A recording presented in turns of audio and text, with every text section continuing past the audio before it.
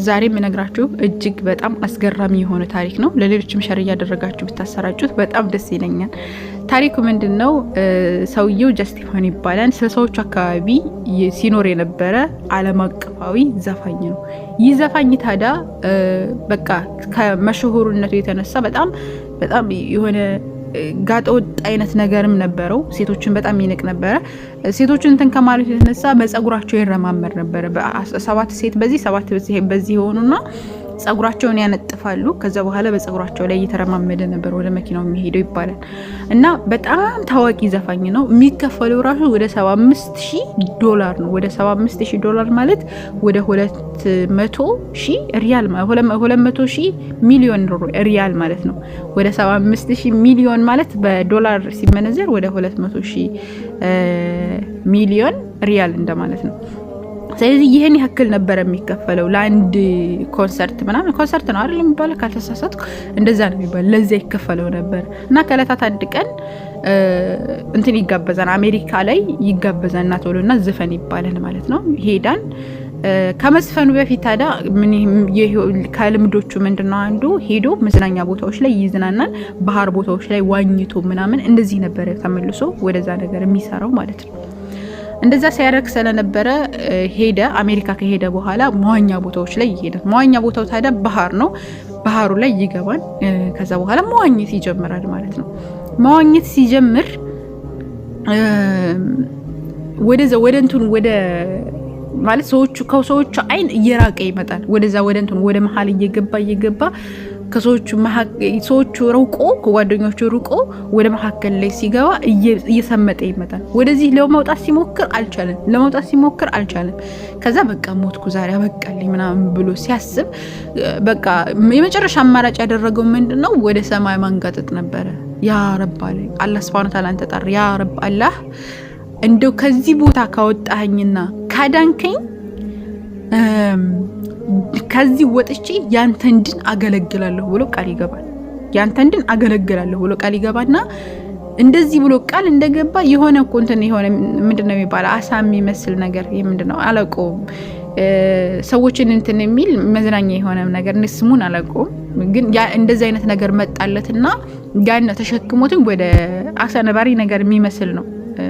ብዙ ጊዜ እንደዚህ መዋኛ ቦታዎች ላይ ምናምን ይገኛል። እና ያነ ተሸክሞትም ወደ ውጭ አወጣው ማለት ነው። ከዛ በኋላ ካወጣው በኋላ በጣም እንትን ሆነ፣ ተረበሸ ምናምን፣ የሚያደርገው ነገር ጠፋ። ምክንያቱም ማታ ላይ መስፈን ነበረበት። አሁን እንደዛ ቃል ገብቶ ወጥቶ ከዛ በኋላ እንዴት ነው እንደዚህ የማደርገው? ከዛ ከሞት ድኜ እንዴት እንደዚህ አደርጋለሁ ምናምን እያለ ከራሱ ጋር ግጭት ፈጠረ ማለት ነው። ግን እንደምንም ብዬ መስፈን አለብኝ ብሎ የዚያኔ በጣም አሳዛኝ የሆነ ዘፈን ዘፈነ ማለት ነው በሰዓቱ ይዛን ቀማታ ማለት ነው። ከዛ ወጣ፣ ነገራቶችን ጨረሰ ምናምን። ከዛ ወጣና ወደ አገሩ ተመለሰ። አገሩ እንግዲህ ብሪጣንያ ምናምን ወይም ደግሞ ኢንግላንድ መሰለኝ እንደዛ አካባቢ ነው አገሩ ማለት ነው። ወደዛ ተመልሶ ታዲያ የሆነ ቁርአን እንዳነብ ጓደኛውን ጠይቀው፣ ጓደኛው የቁርአን የተተረጎመ ቁርአን ይሰጠዋል። ቁርአንን ማንበብ ይጀምራል። ከዛ ወደው ያነበበው ምንድነው? ሱረቱል በቀራ ፋቲሃን ጨርሶ ሱረቱል በቀራ በማንበብ ጀመረ።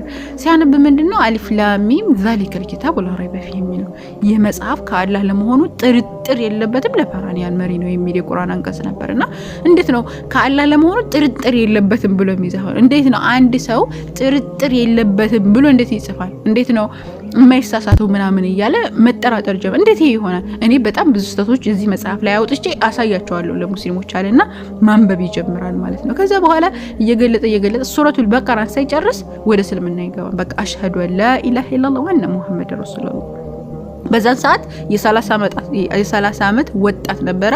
አሁን 77 ዓመቱ ነው እና በጣም ታዋቂ ነው። እንደውም ሲነገር ከማይክል ጃክሰን ራሱ ይበልጣል ይባላል። እውቅን ነው ማለት በጣም ትልቅ የሆነ ነው። ማይክል ጃክሰን እጥፍ ይበልጣል ይባላል ማለት ነው። እንደውም እሱ በሚዘፍን ሰዓት ራሱ ወደ 10 እና ከዛ በላይ የሚደርሱ አምቡላንሶች ይቀመጣሉ። ምክንያቱም ራሳቸውን ይሰጣሉ። እሱ በሚዘፍን ጊዜ ራሱ እንደዚህ እንትን በሚሉ ራሳቸውን ይሰጣሉ ምናምን እንደዚህ አይነት ነገራቶች ስለሚኖሩ ወደ 10 እና ከዛ በላይ የሚደርሱ አምቡላንሶች ከዛ ቀርቦ ነው እንትን የሚባለው ማለት ነውና በጣም ታዋቂ የነበረ ሰው ነው። ወደ እስልምና አላህ Subhanahu Wa Ta'ala መራው፣ ሰለመ። ከዛ በኋላ ከሰለመ በኋላ ዮሴፍ ተብሎ ተጠራ ማለት ነው። ስሙን ዮሴፍ ብሎ ጠራውና መማር ጀመረ። ከዛ በኋላ ዳዒ ሆነ። በጣም ብዙ ሚሊዮን ሰዎች በሱ ሰልመዋል ማለት ነው። በጣም ብዙ ሰዎች ማለት ነው። ኢንግላንድ ላይ በጣም ብዙ ሰዎች ሰልመዋል። ወደ እስልምና መጡ። እሱ መስለሙ ምናምን ሲመለከቱ ሰለሙ ማለት ነው። አሁን ዳዒ ሆኖ እየሰራ ይገኛል ማለት ነው። በተጨማሪ ታዲያ ይሄን ካዩ በኋላ ሰዎች እንግዲህ እንዴት ይሆና ምናምን ብለው የሆነ ቴሌቪዥን ላይ ይጠሩታል፣ እንግዳ አድርገው ማለት ነው። ይጠሩታል እና ቶሎ ምናምን ብለው ሲጠሩትኝ ይሄዳል። ከዛ ምን ተነሳለተኝ ሰለታ አዱ ተነሳለት ማለት ከአንድ በላይ ለምን ይሄ ከአንድ በላይ የሚገባበት ሃይማኖት ላይ ሂደህ እንዴት እዛ አቅልህ እንዴት ተቀበለለ? አቅልህ ምን የሆነ አንተ ስማርት አይነት ሰው ወይም ደግሞ ይሄ ምንድነው አስተዋይ የሆነ ሰው ትመስለን ነበር፣ እንዴት እንደዚህ ታደርጋለህ ምናምን ብለው በማባጨትና በመሳለቅ ይጠይቁታል። ሳቁ ምናምን እንዴት እንደዚህ ታደርጋለህ ብለው በማላገጥ ይጠይቁታል ማለት ነው። ከዛ እሱ አልተቆጣምም አልሳቀምም፣ ረጋ ብሎ ትንሽ አያቸው። ከመሳቃቸው ረጋ የሱን ኮስታራነት ወይም የሱን ምንድነው የመረጋጋት በሚመለከቱ ጊዜ እነሱን ተረጋጉ፣ እሱ ትኩረት ተሰጡት ማለት ነው። ከዛ ምን አላቸው? አወለን የመጀመሪያ እኔ ከአንድ በላይ አላገባሁኝም። አንዲት ናት ሚስቴ አንዲት ናት፣ በፍጹም ሌላ ሚስቴ የለኝም። ከዛ ነው እስልምና ከአንድ በላይ ማግባትን ፈቀደ እንጂ ሙባህ ነው ወይም የተፈቀደ ነው እንጂ ግዴታ አላደረግም። ግዴታ አግቡ ከአንድ በላይ አግቡ ብሎ አላስገደደም። እዛ የመጀመሪያው ይሄ ነው። ሁለተኛው ደግሞ ምንድነው እኔ ከመስለሜ በፊት ከ10 ሴት በላይ አንድ ጊዜ በአንድ ቀን እተኛ ነበር። እዛና አሁን ይሄንን ነገር እንደ መብት አይታችሁ ከ10 ሴት በላይ በአንድ ቀን መተኛቴ እንደ መብት አይታችሁ መብቱ ነው እንተና እያላችሁ እያስቀመጣችሁ እንዴት ነው ከአንድ በላይ ማግባትን እንደ አእምሮ መጉደል የምታዩት? ይሄንን ነገር እንደቀለ ዝሙትን ፈቅዳችሁ እንዴት ማግባትን ተከለክላላችሁ ብሎ ጥያቄ ይጠይቃቸዋል። እነሱ በጣም ተገርመው እየሰሙት ነው። በቃ በጥፊ የመታቸው የሚያክል ነው የተሰማቸው ማለት ነውና ተኩሮ ይመለከቱታል። አሁን ላይ ይላቸዋል። አሁን እነዚህ የሆነ አባታቸው የማይታወቅ በየቦታው የሚገኙ አባታቸውን ሳያውቁ የሚሞቱ አባታቸውን ናፍቆት አባታችን የት ነው እያሉ በሚጠይቁ ሰዎች ዓለም ተሞልታለች። ምክንያቱም አባታቸው ማን እንደሆነ አይታወቅም። እሱም ከማንኛውም ሴት ጋር ይተኛል። ከዛ በኋላ ያስረግዛቸዋን ይሄዳል። አባታቸው ማን እንደሆኑ ሳያውቁ የሚኖሩ ያኔ እንትሮች ልጆች አሉ። ስንት ምንድነው ይሄ ጎዳና ላይ የሚወርቁ ልጆች አሉትኝ አባት የሌላቸው ልጆች ናቸው። ምክንያቱም ሰትሮ የሚይዛቸው የለም። ይሄን ነው የሚደገፈው ወይስ ደግሞ አንድ ሰው የሚችል ከሆነና አቅሙ ከፈቀደ እስከ 4 አግብቶ አባታቸው የሚታወቅ አንድ ባል ያን መስኡልያ ኑሮት ወይም ደግሞ ምንድነው ይሄ ኃላፊነቱን የሚወጣ ሆኖ ኃላፊነቱን ተወጥቶ ያንን ነገር ቢያደርግ ነው የተሻለው? የትኛው ነው አቅል በትክክል የሚቀበለው ብሎ ይጠይቃቸዋል ማለት ነው። እነሱም መመለስ አልቻሉም፣ አፋቸውን ዘጉ ማለት ነው። እኔ ብዙ ሰዎችን አውቃለሁ እኔ እንደዚህ አደርጋለሁ ያል ብቻ የመለሰላቸው መልስ በቃ በጣም በሰዓቱ የደነገጡበት ነገር ነበረ ማለት ነው። አሁን ላይ በጣም ብዙ ሰዎችን እያሰለመ የሚገኝ ዳዒ ነው እና በጣም ብዙ ትምህርቶች ነው የምትማሩት። እንግዲህ እስልምና እንደዚህ ልብን ይገዛል። አላህ Subhanahu Wa Ta'ala ወደ ቀኑ መንገድ በዚህ መልኩ መራው ማለት ነው። ሌሎችም ክርስቲያን ወገኖቻችንም ሌሎቻችሁም አይሁዶችም ኤቲስቶችም አላህ ይሄንን ድን ያሳያችሁ። ቁርአንን አንብቡት ከጥላቻ ውጥት በሉና ይሄንን ይሄ ሰው ምን እንዳለ ተቀላችሁ?